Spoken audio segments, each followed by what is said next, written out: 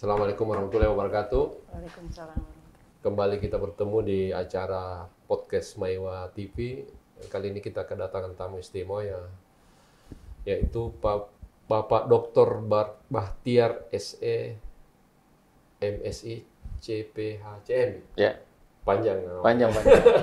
Biasa kalau dosen. Ya, dan harus dicantumkan karena ini Ya, betul. ya. Gelar. Beliau adalah sekarang ini adalah Ya. rektor Amkop Business Amkop School. Business School. Sekaligus ini mau terjun di politik ini. Ya. Mau terjun atau sudah terjun? Sudah. Sudah terjun. Ini rencananya akan mau bertarung di Pilkada Sulawesi Tenggara. Sulawesi Tenggara ya. 2024 ya. 2000 tahun ini, insya Allah. Sehat ya? Alhamdulillah. Kemudian ada satu lagi nih, Ibu Berlian Latif. Berlian Latif ini aktivis ya, aktivis perempuan, aktivis ormas, macam-macam. Ibu rumah tangga juga. Ibu rumah tangga juga. Nah, yang terakhir yang paling bagus. Karena itulah aktivitas yang banyak amalnya katanya orang ya. Sehat Bu? Sehat, Sehat, alhamdulillah. alhamdulillah. Nah, kita langsung saja nih. Siap. Ini rencana mau maju di Sultra ini apa dasarnya? Oh iya, jadi saya ini orang ini, ibu saya Mekongga. Ini saya ini dulu supaya Ya, publik ya. bisa ini kan Ya. rekam jejak latar belakang. Hmm. Saya lahir di Kolaka. Hmm. Tahun 82 dan sempat sekolah SD sampai SMP di Kolaka. Setelah itu SMA ke Makassar sampai di perguruan tinggi dan berkarir di Makassar, sebagai seorang dosen Dosen. dan sekarang pimpin perguruan tinggi sudah 10 tahun ini. Betul. Sudah 2 periode lebih nih pimpin kampus Mau ketiga. di Makassar. Sekarang sudah jalan ketiga, tapi rencana mau ini berakhir tahun ini supaya bisa fokus di seberang di Sultra.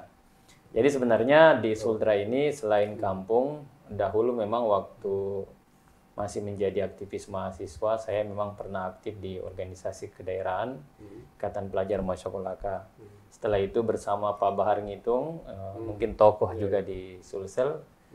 Kebetulan dia itu orang Sultra, Obama. Obama.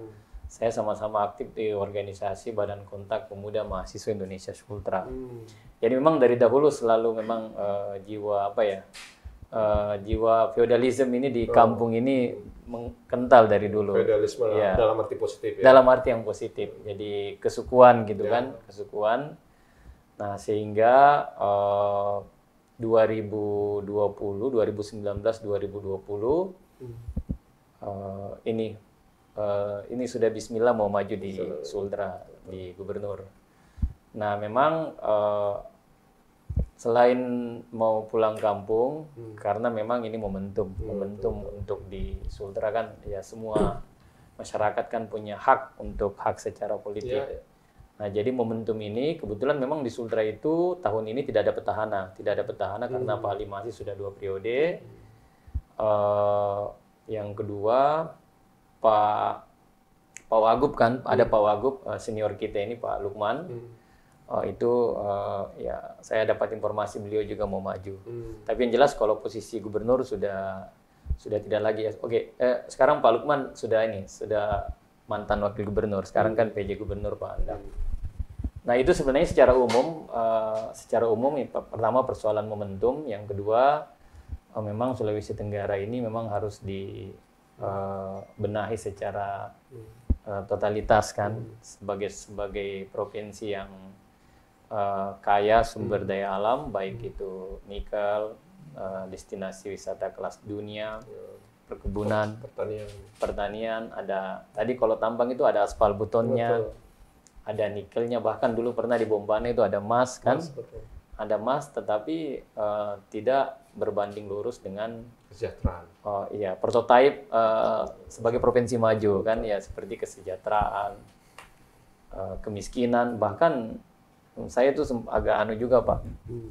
Kalau minta maaf ini Iya. senior di Sultra. Kalau DT itu pernah diplesetkan, itu kan DT kode polisi mobil kita. DT itu daerah tertinggal. Nah itu saya sempat marah-marah juga itu waktu. Nah, tapi ya makanya itu salah satu hal yang secara umum yang mendasari kita mau maju di Sulawesi Tenggara. Seperti itu. Kira-kira Ibu nih, saya ke Ibu dulu buat lihat ini Bu Latif. Kira-kira meneropong dari sisi masyarakat sana ya, masyarakat sini, apa yang kira-kira diharapkan pemimpin selanjutnya nih? Kalau saya sebagai anak daerah, saya melihat Sulawesi Tenggara itu cocok dipimpin oleh pemimpin yang cerdas. Dan bagi saya siapapun yang ingin memimpin di Sulawesi, yang penting mau membangun daerah Sulawesi Tenggara, itu tidak ada alasan untuk tidak mendukung. Memang artinya situasi Sulawesi Tenggara memang masih perlu pembenahan banyak. Oh, masih sangat, banyak, ya. masih sangat. Meskipun yang sebelumnya sudah melakukan sesuatu juga ya. Ya, itu tidak dipungkiri. Cuman memang masih sangat membutuhkan pemimpin yang betul bisa mensejahterakan rakyat. Artinya sepertinya gini, perlu percepatan, perlu percepatan, akselerasi ya pembangunan di sana. Apalagi melihat situasi apa ya?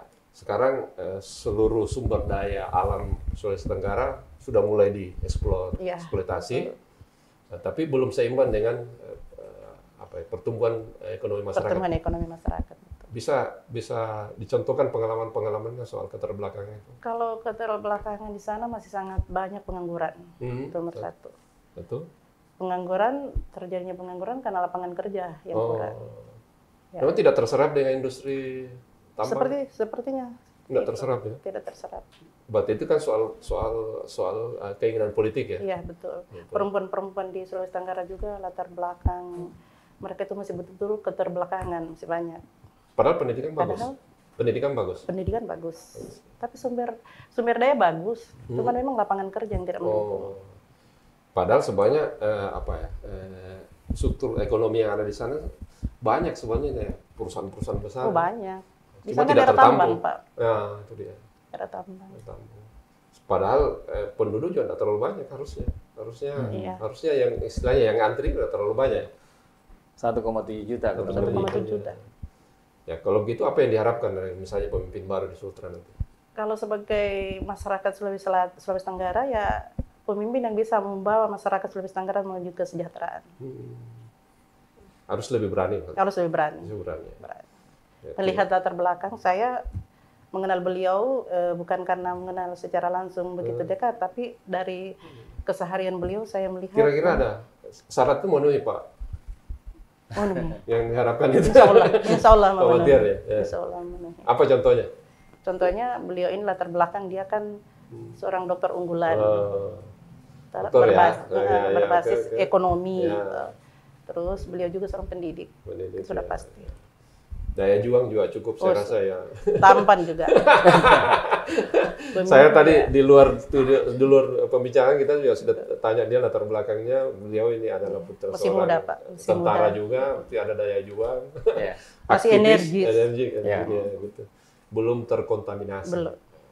Insya Allah. Gimana? Kembali Pak Bahtiar, bagaimana menyikapi harapan-harapan? Ini kan harapan masyarakat tadi. Betul. Bisa di... Iya, jadi memang kan ini Sulawesi Tenggara kan dari senior-senior dulu kan, kalau bicara gubernur dari semenjak Pak Alala kalau tidak salah ya, yang saya tahu Pak Alala, setelah itu Pak Laode Kaimudin, setelah itu ke Pak Ali Masih pernah, masih di DPR, setelah itu pemilihan langsung masuk Pak Nur Alam, Nur Alam periode pertama, Nur Alam periode kedua, setelah itu Pak Nur Alam kena masalah sedikit, masuk lagi Pak Ali Masih. Nah, memang transformasi kepemimpinan itu di Sulawesi Tenggara yang berhubungan dengan pembangunan, ya ada kemajuan, tetapi tidak menyentuh di semua aspek.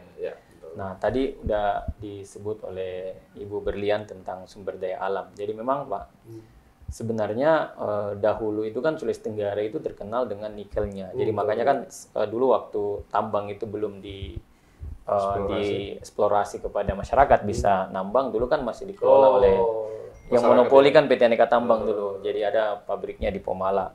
Nah, Aneka Tambang juga sebagai perusahaan badan usaha milik negara itu tidak maksimal dalam hal Pertama, keberpihakan terhadap CSR namanya. Kalau di tambang itu kan ada namanya CSR, dulu namanya Komdep. Jadi CSR itu Corporate Social Responsibility, dan itu keuntungan perusahaan yang dibagi di sekitar tambang. Coba nanti Bapak bisa, kalau sekarang udah bagus nih, jalanan ke Kolaka, saya 2 minggu lalu ke sana, Kolaka ke Bombana. Tapi memang di sekitar itu masih rusak, Nah, memang menurut saya apa yang telah diberikan oleh Aneka Tambang terhadap daerah itu belum maksimal, tidak sesuai dengan harapan. Itu bisa saja. Dan bahkan tadi kan sebelum on air ini kan kita sempat diskusi kan, harusnya dari dulu Antam, nah tadi nyinggung masalah pengangguran dan kesempatan kerja kan. Dari dulu Antam sebenarnya itu harus menyiapkan perguruan tinggi yang sifatnya vokasional, harusnya dirikan Poltek. Sekarang kan Poltek itu baru, Dragon udah membuat Politeknik Virtu kan, udah membuat, tapi kan udah terlambat. Harusnya dulu Aneka Tambang sudah buat itu. Dan ironisnya yang mereka buat hanya SMU Antam. SMU itu kan hanya konvensional, ya kan, konvensional. Jadi tidak melahirkan tenaga kerja yang siap pakai. Nah, seharusnya dulu Antam itu buat Politeknik, kan Badan Usaha Milik Negara buat Politeknik, yang di situ yang kuliah dikasih anak-anak daerah secara gratis. Nah, outcome-nya itu bisa dinikmati sekarang. Nah, makanya tadi kita cerita masalah pengangguran, kesenjangan. Sekarang kan di Sultra itu, Pak, ada beberapa perusahaan-perusahaan besar dari China itu investasi nikel di Sultra. Tapi problemnya adalah daya serap tenaga kerja. Penduduk lokal itu kurang sekali. Nah, nanti kemarin ketika masyarakat itu berontak kan, huru-hara sehingga ada perhatian. Nah, tetapi kan memang problemnya, saya pernah kemarin saya webinar dengan Rektor Haluoleo, dengan pihak dari Dinas Pendidikan kan. Memang problemnya adalah ketika investasi asing dari China itu datang, kenapa tidak maksimal dalam melakukan rekrutmen tenaga kerja, itu adalah persoalan kompetensi, persoalan skill. Bahkan mereka bilang, kalau kita rekrut putra daerah, nanti dia ngapain di pabrik? Nah, itu alasan mereka. Ya, itu alasan mereka. Nah, memang seharusnya para local government ini, pemerintah daerah ini itu tadi bagaimana mendorong agar perusahaan-perusahaan tambang ini membuat perguruan tinggi yang vokasional.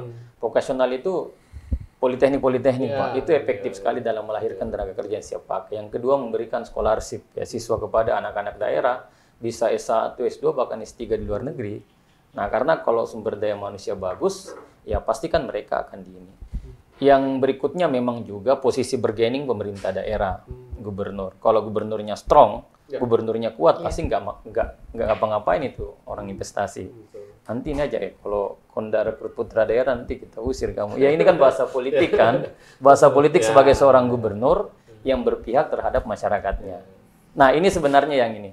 Yang kedua, memang itu infrastruktur. Saya ini dari 2019, saya jalan sosialisasi di Sultra. Kebetulan saya selalu lewat darat. Saya ini, Pak, bukan sosok yang terkenal seperti senior-senior nih, seperti Pak Lukman, Pak Kerry, kan. Beliau senior-senior kita, kan. Seperti ada lagi Pak Ruksamin, kan. Saya kan orang Makassar yang kebetulan kerja di Makassar yang orang daerah. Saya udah keliling, Pak, sosialisasi. Hampir semua daerah saya kunjungi. Dari 17 kabupaten kota yang saya belum kunjungi itu Konai Kepulauan. Sisa itu yang saya belum kunjungi.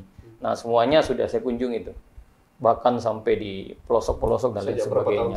Dari 2019. 19, 20, 21, 22, 23, 24. Hampir saya jalan, saya kunjungi. Nanti bisa di tracking di medsos saya kan. Dan mengunjungi. Jadi memang itu masalah infrastruktur.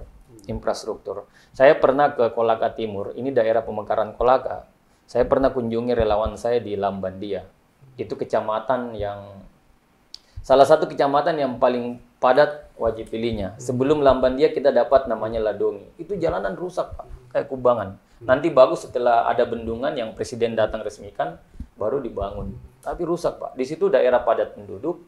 Yang kedua, aktivitas ekonomi padat juga, karena khususnya di Ladongi itu kan mengganggu mobilitas ekonomi masyarakat. Nah, kalau seumpamanya infrastruktur itu bagus, pasti kan akan menunjang mobilitas ekonomi masyarakat. Begitu juga tentang fasilitas di era sekarang kan era digital, Pak. Itu kalau kita mau ke Sultra, biasa itu jaringan ngadat-ngadat, Pak. Nah, bagaimana? Ya ini kan kita mau dorong industri ekonomi kreatif di Sultra yang berbasis digital. Kalau internet aja susah kan itu.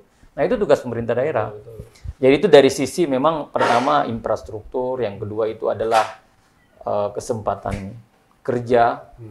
Yang ketiga adalah bagaimana pemerintah daerah itu mendorong agar orang-orang Sulawesi Tenggara itu bisa sekolah. Mereka kaya sekali dengan sumber daya alam. Dan ini kan tidak sebanding lurus dengan apa yang dipersepsikan orang. Kalau orang bicara Sulawesi Tenggara, Pak, satu dunia itu tahu, oh, Sulawesi Tenggara berarti nikel.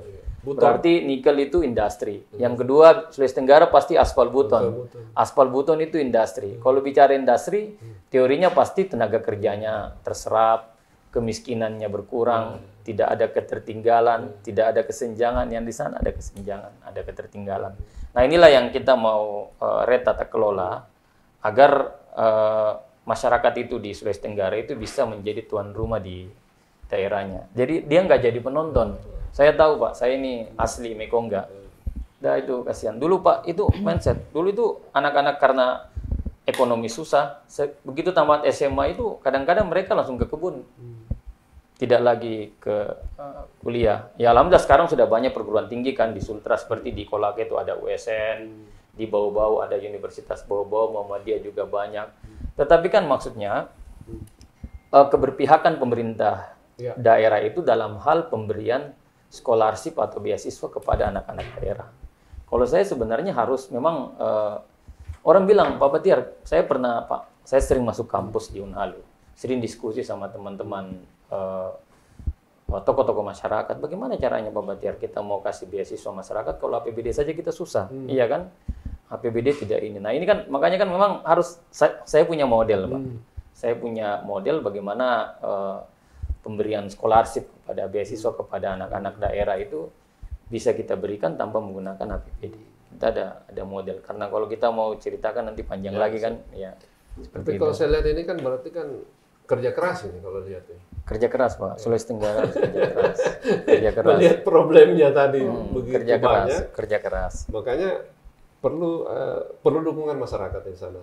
Iya, itu tadi lagi. Ya betul, Pak. Itu kan ini Sultra ini kan daratan pulau. Kalau pulau itu ada Buton.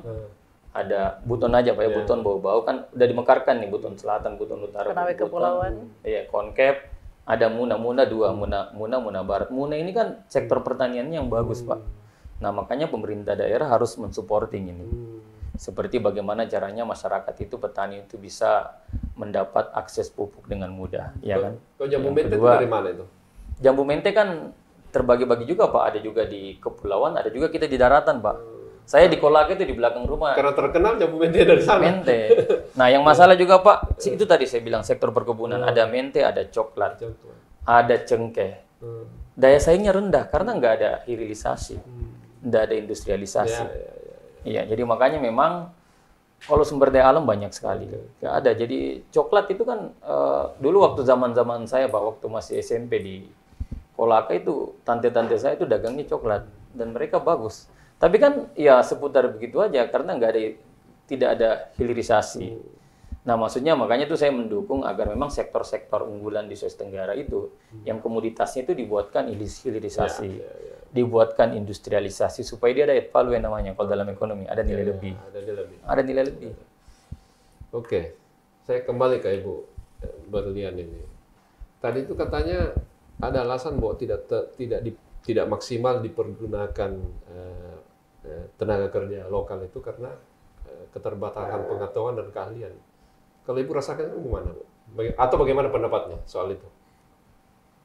Kalau pendapat saya dengan hadirnya mungkin pemimpin seperti beliau adalah salah satu yang kita harapkan.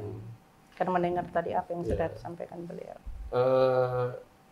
Maksud saya begini, apakah memang menurut pandangan Ibu ya, sepandangan Ibu bahwa memang selama ini masyarakat di Sulawesi Tenggara itu relatif terbelakang soal kemampuan kerja atau keahlian-keahlian tertentu yang dibutuhkan oleh industri. Iya, boleh dikatakan seperti boleh gitu ya. Jadi berarti benar yang dikatakan ini soal sektor pendidikan yang mesti dibenahi juga di situ ya. Berarti tambah satu masalah bahwa bidang pendidikan yang mesti dibenahi. Di samping tadi infrastruktur ya, soal kesiapan tenaga kerja sektor pendidikan. Oke, sekarang saya tanya kemudian lagi misalnya, sebagai tokoh masyarakat atau tokoh perempuannya di situ, apa yang bisa dilakukan untuk bisa mensupport katakanlah Pak Batiar ini misalnya sampai jadi terpilih jadi gubernur? Ada sesuatu yang bisa kita sinergikan dari masyarakat situ. Kata tentu kan beliau tidak akan mungkin dia berjalan sendiri, harus disupport oleh masyarakat. Atau pertanyaan begini, siap lah kira-kira kita mau support ya? Insya Allah siap. Siap. Nah, siap ya. Jadi saya kira butuh dukungan dari masyarakat Sulawesi Tenggara untuk mensukseskan. Saya lihat ini programnya banyak ini. Ini kalau kita elaborasi dari program itu mungkin tidak habis-habis kita bahas tadi. Iya, betul. Sekarang dari sekian banyak, kembali ke Pak Batiar, dari sekian banyak tadi problem ketenagakerjaan, pendidikan, infrastruktur, yang mana yang prioritas dulu? Atau katakanlah kampanye begini, 100 hari pertama ini yang mana yang paling pertama? Ya, itu pertama adalah tata kelola tambang itu. Tambang, ya. Jadi yang maksud saya tata kelola itu adalah memperjelas keberpihakan para industri kan di Sultra dalam hal kontribusinya terhadap daerah, ya kan, itu yang pertama. Yang kedua adalah mengidentifikasi sektor-sektor unggulan yang ada di Sultra. Nah, ketika sudah diidentifikasi, maka kita pikirkan bagaimana tindak lanjutnya, bagaimana hilirisasinya, bagaimana outputnya, bagaimana outcome-nya yang ada kontribusinya untuk daerah. Yang berikutnya adalah, keberpihakan juga tadi ini terkait dengan scholarship ini, pemberian beasiswa, membangun infrastruktur pendidikan dan lain-lain. Yang keempat adalah tentang UMKM itu. Nah, di Sultra itu potensi UMKM ini sangat besar, Pak, sangat besar sekali. Hanya saya sering diskusi juga sama pelaku-pelaku UMKM, kendalanya mereka itu adalah akses modal dan marketingnya. Perbankan. Ya? Nah, ya perbankan, dan itu kan memang masalah klasik dari UMKM kalau UMKM mau naik kelas. Nah, tetapi kan ada solusinya. Jadi di pemerintah provinsi kan ada BPD. Kalau dulu namanya BPD, sekarang kan Bank Sultra namanya kan. Bank Sultra itu kan sahamnya pemerintah daerah punya. Nah, Bank Sultra itu di-styling dia. Di-styling agar keberpihakannya itu begitu besar dalam mendukung program UMKM yang ada di daerah. Nah, saya kira seperti itu. APBD-nya berapa sih sekarang? APBD-nya kurang lebih 1-2 triliun itu. Totality APBD. Itu terlalu rendah ya. Apa ya, kalau gitu pertanyaan saya gini, apa upaya Pak Batiar untuk kira-kira ini bagaimana bisa meningkatkan ini APBD ini? Ya, itu kan begini, Pak. Kan di APBD itu kan ada strukturnya, kan ada pendapatan gitu kan. Jadi pendapatan itu kan kalau di daerah itu ada namanya, kan kita kan begini Pak, itu daerah problemnya. Kenapa kita nggak bisa mandiri secara APBD? Karena sebagian besar itu berharap dari transfer yang ada di pemerintah pusat dan di daerah kan, seperti DAU bagi hasil, ada namanya OTUS ini kan dikasih Papua kan dan Aceh. Nah, ini transfer dari daerah ini kan yang masuk di APBD setiap daerah. Nah, selebihnya itu adalah pendapatan daerah seperti pendapatan pajak, belum lagi retribusi. Nah, itu upaya juga ya. Ya, itu upaya. Jadi maksud saya, memang daerah itu harus kreatif dalam hal menumbuh kembangkan pendapatan daerah. Nah, salah satunya itu tadi.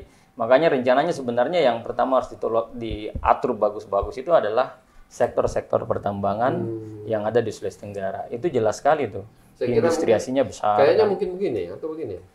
Perlu diperkuat bargainingnya ke pusat ya kayaknya. Kalau soal industri yang ada di sana, pusat pertambangan. Jadi kan tugasnya gubernur itu adalah membangun komunikasi dengan pemerintah pusat untuk kepentingan rakyatnya.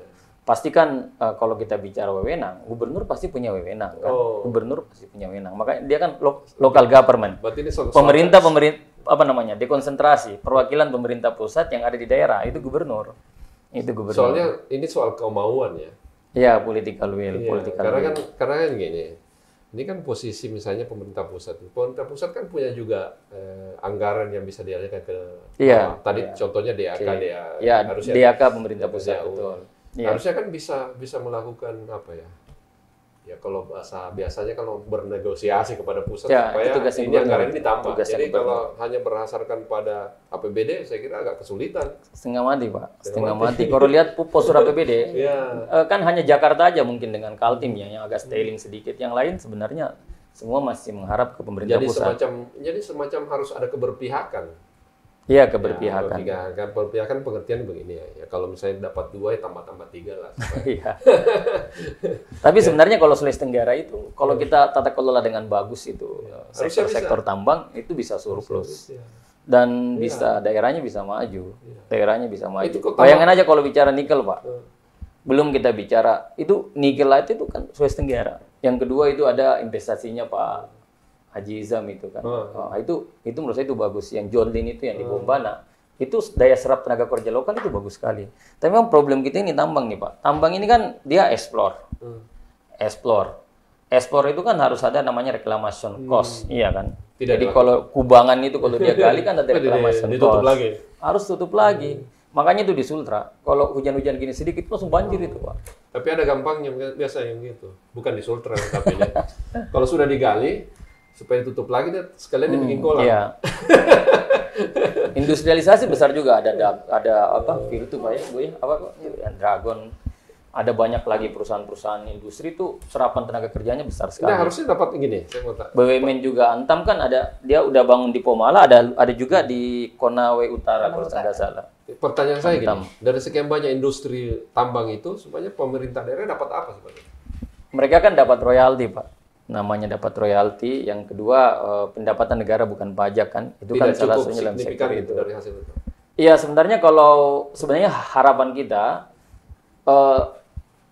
itu kan memang udah ada hitungannya tuh kan, udah ada hitungannya bagaimana kontribusi perusahaan itu terhadap terhadap daerah ya, ada persentase. Tapi kan yang kita maksimalkan itu adalah corporate social responsibility-nya. Yang kedua reclamation cost-nya. Yang ketiga adalah keberpihakan terhadap penyerapan tenaga kerja. Kalau saya kalau saya Pak dari situ aja harus 80% itu ngambil orang-orang Sulawesi Tenggara. Dengan demikian itu kan bisa berputar. Iya kan mereka lu investasi di daerahnya, lu bangun pabrik kan. Karena barangkali kalau royalti kan kayaknya sudah susah dinegosiasikan. Iya ada persentase ada persentase. Nah itu memang yang memang pekerjaan berat itu Pak. Kalau di Sultra itu dengan kondisi sekarang Pak. Kalau pemimpin nanti 2024 nanti, kalau mereka mau melihat maju daerahnya memang harus full Pak, harus gas full memang. Harus gas full. Iya, pemerintah daerahnya supaya daerahnya itu maju karena bukan hanya daratan, ada juga pulau Pak. 17 kabupaten dan kota.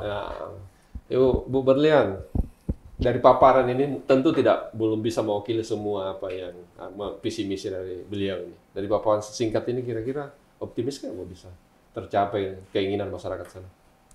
Insya Allah. Insya Allah. Bisa dikasih gambaran sedikit kalau apa yang membuat di Sulawesi Tenggara itu yang perlu juga ini masalah pariwisata dan laut. Ya. Apa yang karena kurang? udara laut. Apa yang kurang selama? Banyak. Itu ya nyambung ke Bu Berlian nih, sektor pariwisata. Kita kan ada Wakatobi. Wakatobi itu destinasi wisatanya kelas dunia. Tapi kan kalau kita bandingkan dengan Bali kan pasti masih kalah Wakatobi. Belum lagi kalau kita bandingkan dengan destinasi wisata yang di Sulawesi Selatan kan. Kalau kita bicara Toraja, Bira kan orang masih pilih. Kalau mau terkait wisata laut ya ke Bira. Nah, itulah tugasnya sebenarnya pemerintah daerah. Sebenarnya banyak hal di situ, Pak. Terkait dengan sektor pendidikannya juga. Pendidikan itu, Pak, politeknik pariwisata itu. Jadi kan gini, Pak, itu kalau mau membangun teorinya ya, kalau mau membangun sebuah sektor pariwisata yang berbasis kelautan itu kan harus ada SDM-nya kan, harus ada tata kelola infrastrukturnya. SDM-nya itu Pak, itu yang ada politeknik pariwisata itu kan hanya di Makassar. Nah seharusnya sebenarnya di sana tidak ada Pak. Kalau kita bicara public university ya atau perguruan tinggi negeri, di sana tidak ada. Jadi harusnya sebenarnya pemerintah, gubernur melakukan negosiasi oleh pemerintah pusat, Kementerian Pariwisata dan Pak Sandi ini agar membangun perguruan tinggi pariwisata. Yang kedua adalah kemampuan ini menjadikan destinasi wisata ini sebagai sebuah slogan yang agak mendunia, kan yang mendunia ya. Karena selama ini saya lihat acara-acara kegiatan-kegiatan presiden itu summit-summitnya itu selalu di Bali. Nah, coba gubernur negosiasi sekali-sekali boleh di sana ya. Sekali-sekali di Wakatobi supaya dunia lihat. Kalau pertemuan yang ASEAN aja ya, yang beberapa negara itu kan mereka bisa ini.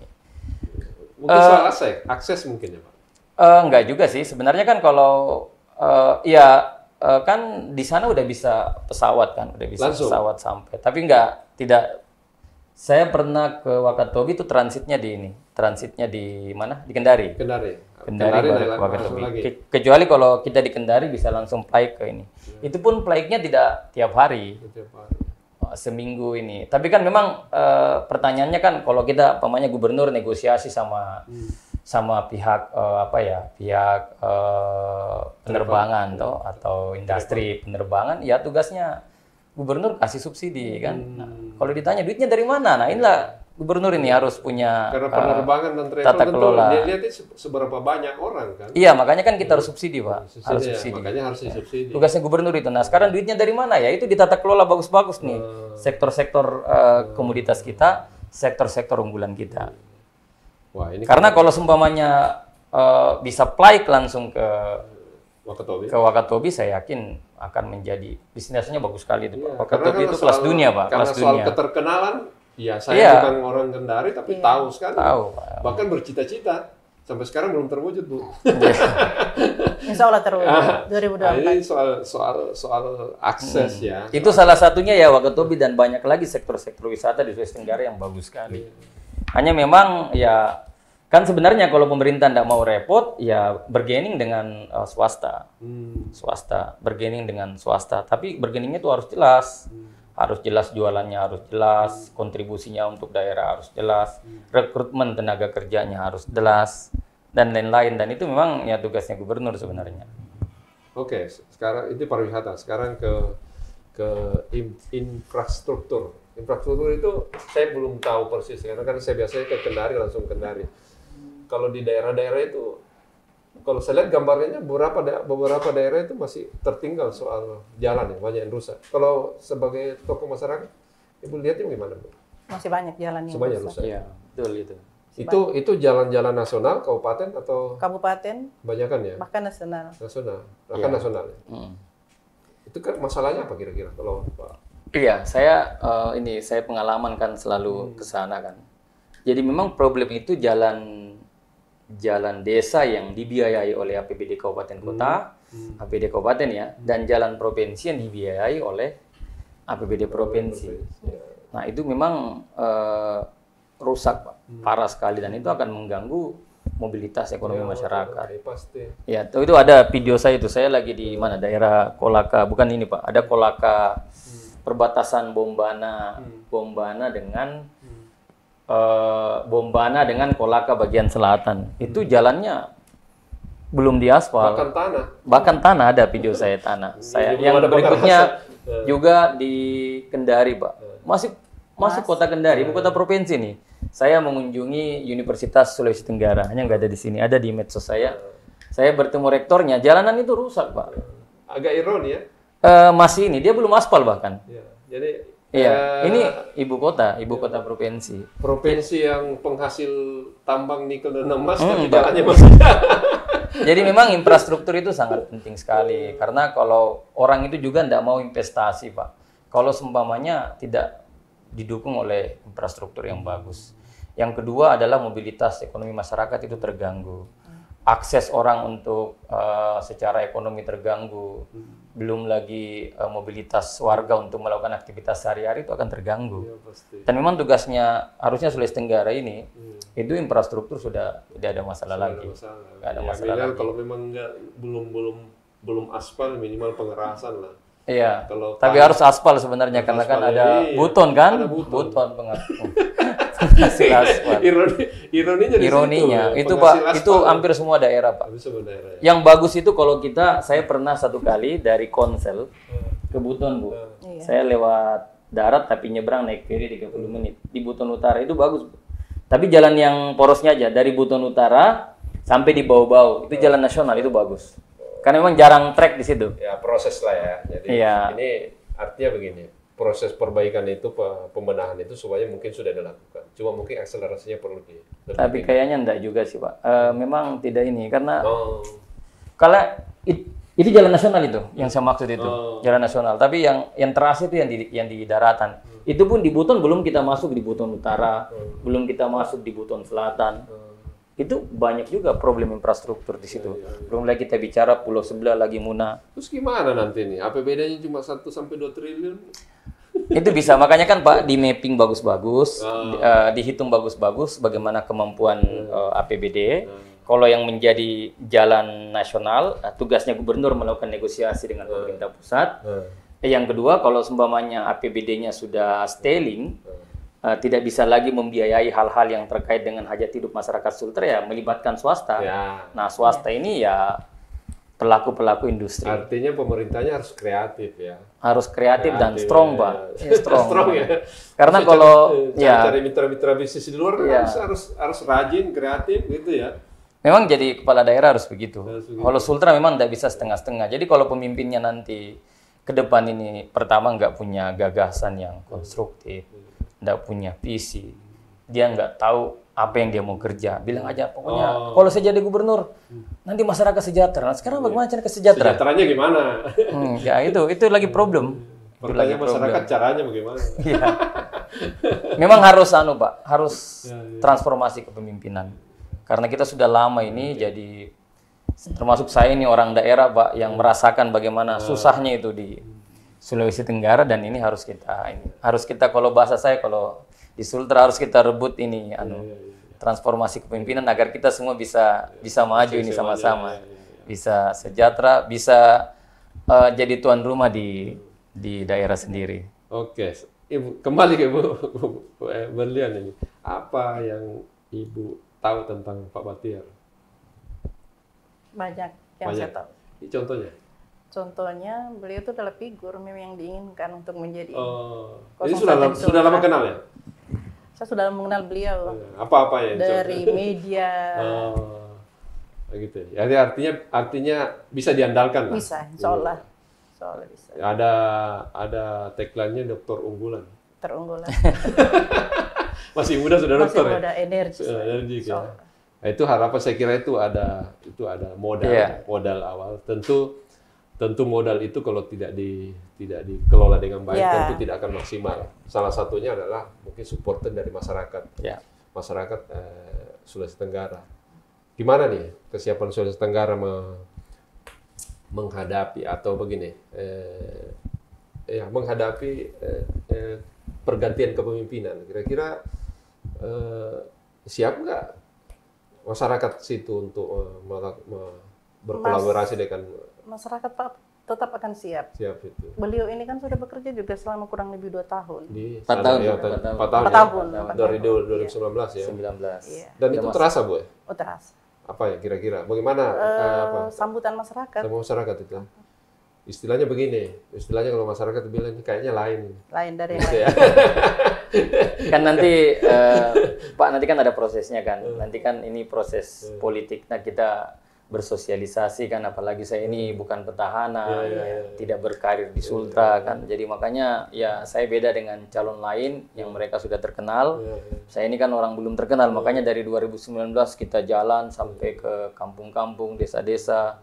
Saya masuk pesantren, saya masuk kelompok-kelompok tani, saya masuk ke kampus-kampus untuk beda gagasan. Nanti kan setelah itu ada prosesnya adalah partai politik. Kan nanti kan ada syarat untuk mengusung calon gubernur itu kan ada lewat partai politik, ada lewat independen. Kalau di DPRD Provinsi Sultra itu 45 kursi, berarti dikali 20% harus mendapat 9 kursi dukungan partai politik atau gabungan partai politik.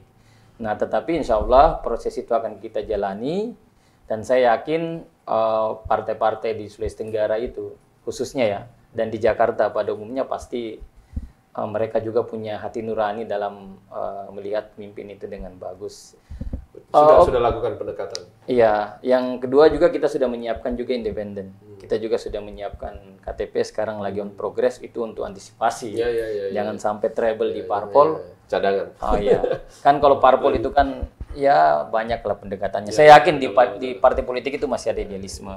Meskipun sebagian orang bilang apa ya ada mahar kan. Kalau satu kursi sekian dolar kan mahar kan. Tapi biasanya kalau misalnya elektabilitas bagus, popularitas bagus, kalau disurvei ya, katakanlah disurvei bagus, ya tidak ada itu mahar-mahar. Saya berharap juga begitu kan. Dan itu kalau saya memang, makanya saya bilang tadi, saya yakin partai politik ini masih ada idealisme kan. Bagaimana? Kan mahar itu kan kalau kita tidak punya elektabilitas bagus. Iya, jadi kalau misalnya dia sudah populer, masyarakat sudah. Saya yakin itu, saya yakin. Saya yakin. Partai akan datang. Tapi kami siapkan juga Pak. Pokoknya sekarang ini mereka mau pakai serangan darat kita layani, mau pakai serangan udara juga kita layani, serangan laut juga kita layani. Ini sudah siap kan? Ya mudah-mudahan bisa tercapai. Insya Allah. Saya kira kita ini kan ikhtiar aja Pak. Selebihnya itu kan takdir Allah. Sultra juga perlu wajah baru saya kira. Ya harus Pak, wajib itu. Kalau yang sering disebut kalau di Pilpres ini disebut sebagai apa perubahan mungkin mirip-mirip itulah. Tidak persis sama tapi mirip-mirip itulah ya. Ada pembaruan, ada kemajuan. Apalagi kalau saya membaca raut mukanya kelihatannya ikhlas ini. Bagaimana Bu? Sepakat ya. Memang Sultra itu Pak penduduk 1,7 juta ya. Wajib pilih hampir 2 juta lah, 1,7. Tapi wilayahnya luas Pak. Luas sekali. Itu sebenarnya kabupatennya 4. Dulu Kolaka induk, Kabupaten Kendari sekarang jadi Unaha, Kota Kendari dan Buton. Ada Bau-Bau. Nah, ini waktu Pak Nur Alam jadi gubernur, di Mekar ini jadi 17. Kan produknya Pak Nur Alam. Bagus juga mendekatkan masyarakat dengan pemerintah lokalnya dalam hal pelayanan. Jadi soal wilayah ini segi beratnya ya. Segi mudanya kan semuanya tidak terlalu banyak penduduk. Ya, 1,7 di Sulsel ini 9 juta kalau sudah 8 sampai 9. Artinya gini, kita bicara orang bodoh-bodoh ini orang di luar harusnya kan bisa lebih sejahtera karena yang pembagiannya tidak terlalu banyak. Iya, betul, Pak. Harus memang dengan potensi alam, sumber daya alam yang sangat bagus. Yang sangat bagus, betul. Ya, mungkin ada yang salah atau ada yang kurang. Jadi perlu cara baru. Iya. Perlu cara baru, perlu gaya baru ya, perlu ya motivasi baru mungkin. Iya. Mudah-mudahan bisa terlaksana dengan baik. Iya. Saya kira tidak akan cukup waktu kita dalam podcast ini kalau kita membahas. Nanti pada kesempatan berikut kita boleh, ketemu lagi. Boleh, anytime. Tapi sebelumnya nih masih bisa menyampaikan sesuatu bebas mau 1-2 kalimat boleh panjang. Kira-kira apa lagi yang perlu disampaikan soal terkait ini Pilgub Sultra? Ya, ini kan pemilihan gubernur Sultra, insya Allah tadi ya beberapa hari lalu kan KPU sudah, kalau saya tidak salah ya, sudah rilis pilkada akan dilaksanakan 27 November 2024. Ini pilkada serentak, serentaknya dengan bupati, wali kota dan gubernur. Nah, khusus kami ini kan berencana akan maju di Pilgub. Ya, apa yang kami sampaikan, apa yang kami perjuangkan lewat podcast di sini itu adalah bagian dari perjuangan kita. Karena memang Sulawesi Tenggara ini memang harus ada transformasi kepemimpinan. Nah, transformasi kepemimpinan ini harus dilakukan oleh Sulawesi Tenggara supaya provinsi kita ini bisa paling maju, berpotensi paling maju di Indonesia karena punya kekayaan natural resource, punya kekayaan sumber daya alam yang cukup besar dan menjadi bagian dari industrialisasi Indonesia bahkan dunia, terutama kalau kita bicara nikel.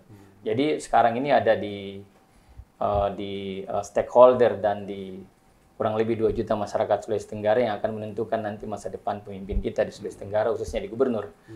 Nah, memang ada tahapan, Pak. Ada proses yang harus kita lalui, yaitu proses partai politik maupun independen. Tapi kami insya Allah akan melakukan semua upaya-upaya tersebut supaya proses politik ini bisa lancar dan kita bisa bertarung. Yang jelas ya kita komitmen seperti saya ini Pak, orang yang tidak ada tidak terkontaminasi dan lain sebagainya, memang murni untuk ini untuk kita berjuang untuk kepentingan masyarakat. Tidak ada catatan gelap masa lalu.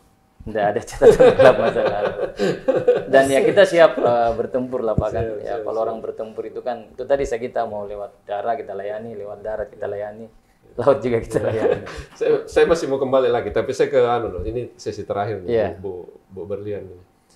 Mungkin ada imbauan buat masyarakat Sultra mengawal Pak Batiar untuk jadi gubernur. Apakah khusus ke perempuan boleh, kepada masyarakat Sultra ada imbauan atau? Kalau saya tetap akan mengajak seluruh masyarakat Sulawesi Tenggara untuk mendukung beliau. Amin. Terima kasih Bu. Alasannya? Alasannya karena... Supaya ada alasan.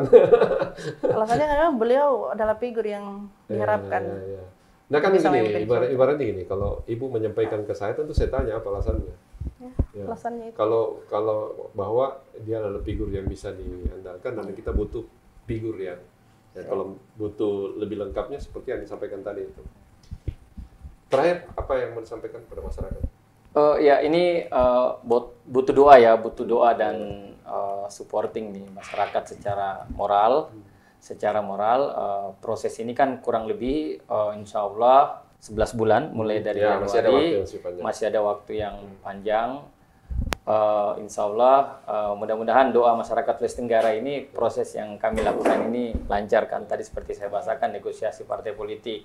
Kami juga lagi menyiapkan untuk dukungan independen yang berbasis KTP sebagai syarat untuk maju sebagai calon gubernur di Sultra. Insya Allah perjuangan kita ini kita maksimalkan, kita bersama-sama agar hasil dari perjuangan ini kita akan nikmati secara bersama-sama untuk kemajuan Sulawesi Tenggara, untuk ke depan anak-anak cucu kita nanti di Sulawesi Tenggara supaya kita ini bisa menjadi berdaulat,